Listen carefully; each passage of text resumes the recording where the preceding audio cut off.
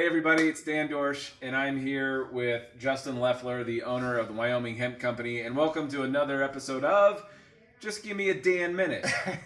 Or two. We're here with Justin today because he is the owner of Wyoming Hemp Company, and he is doing some amazing things in the line of hemp products.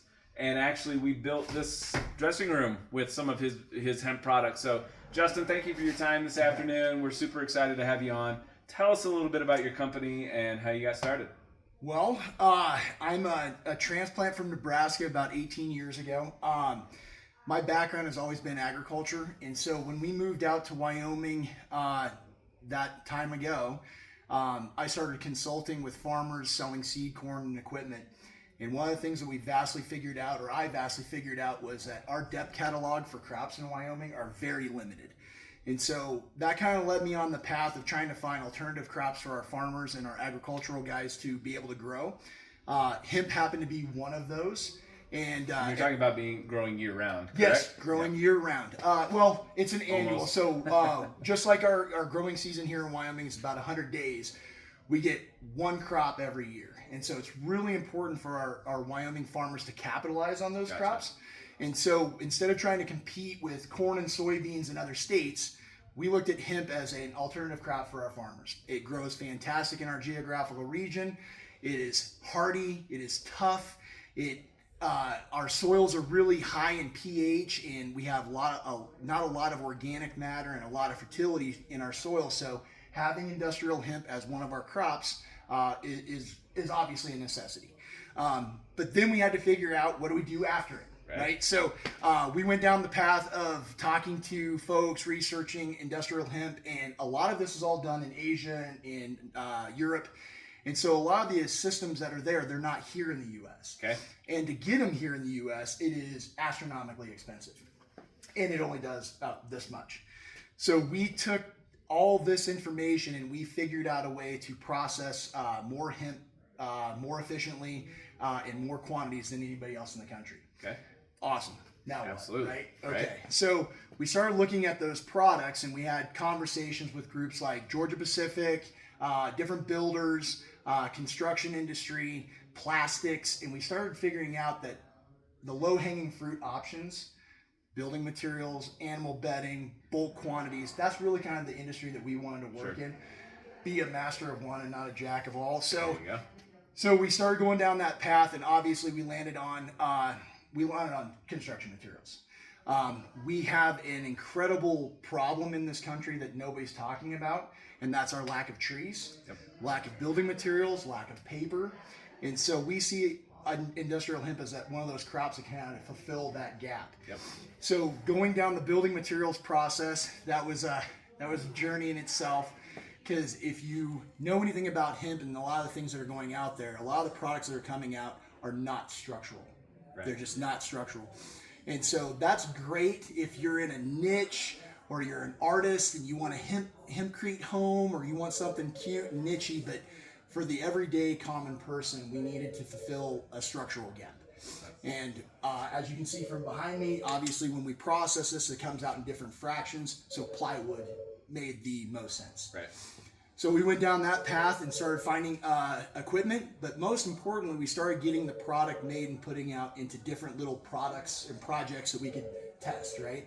So we went down that path, then we found out that we had all these certifications and all this testing, and that you just couldn't make a board, which we learned a ton doing that process. But in that process, we figured out that, having a structural alternative crop product, everybody wants it. Okay, the price is the problem, and so what we're starting to figure out is with our ability to grow, our ability to process, we're going to fill this gap in this lumber piece pretty easily as we start to rely on those farmers, because who better to replace trees than the American farmer? There you go. So we went down that, we built the product, and now we're moving everything to Wyoming. So to eliminate some of that cost. So this is the cool part. So Justin is in the process of bringing a mill to manufacture the hemp boards right here in Southeast Wyoming. So we're super excited about that. That is going to be the key to making these products sustainable and cost effective. Like right now, we just don't have the infrastructure.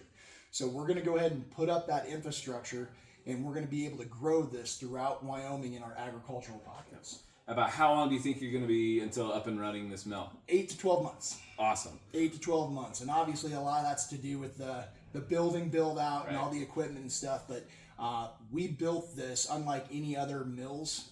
If you go to Rapid City, you go to any other plywood mills, you're talking about $500 million for one facility. Wow. We can actually it's a little bit of pocket change. It's a little bit. It's a little bit. It's incredible. And so I started looking at these different models, and one of the things that we're looking at doing is combining the logging industry and the grain elevator industry. So now that we can put these things up, like I said, in our rural communities where we have the agricultural foothold, we have farmers that are wanting to grow this. And the cool thing about this is that our biggest mill would only require 10 to 15,000 acres. Yeah. And that will replace a lot. So, I mean, hemp has this ability to replace trees. So like 1 acre of hemp will replace 4 acres of trees within a matter of time. That's amazing. And that's, when you came to us last summer, it was amazing, and it was almost like, this is a no-brainer, right? Yep. It makes sense. It makes sense for the building industry.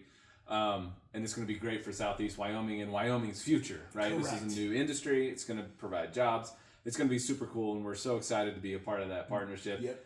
Not just with dressing rooms, but the future of Habitat builds as well. And for us, it was a no-brainer because when you think about Habitat's vision of a world where everyone deserves a decent place to live, if we're not looking for new building materials, like you said, we're running out of trees.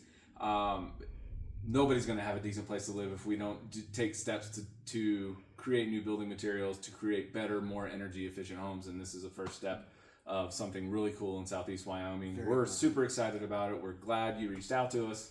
That was one of the best things that we could have done, was reach out to Habitat with your guys' initiative of green building materials and moving forward into the future. You're going to kind of lead the charge with this. And already there's a ton of companies out there that have not grasped that concept yet, right? We're still playing that, hey, if I pretend that the problem isn't here, I won't have to address it. What you guys are doing is taking a proactive step to get these products implemented into projects and build-outs. And what that's going to do is it's going to increase the notoriety that these products are going to get, and we will eventually be able to bring our plywood down from where it's at now to rock bottom prices that everybody can afford. Yeah, we're super excited. We can't say thank you enough for your time today and for this partnership. We're both really excited about the future of Wyoming Hemp and Habitat. Man. So, yes. Give everybody a little shout out where they can find information about your company. So you can go to our website, www.wyominghemp.us. Check us out on Facebook, LinkedIn. We got all those social things. We got a great team. And if you have any inquiries about what we do, feel free to come out. Call ahead, come take a tour, look at what we're doing so that you can better understand and educate yourself. Yeah, we'll have to do a part 2 from out at your farm. That would be a great idea. When it's not as windy. Well, it's just a typical Tuesday, right? Absolutely. So, thanks again, Justin. Thank you. Thank you, everybody. And remember, just keep on building.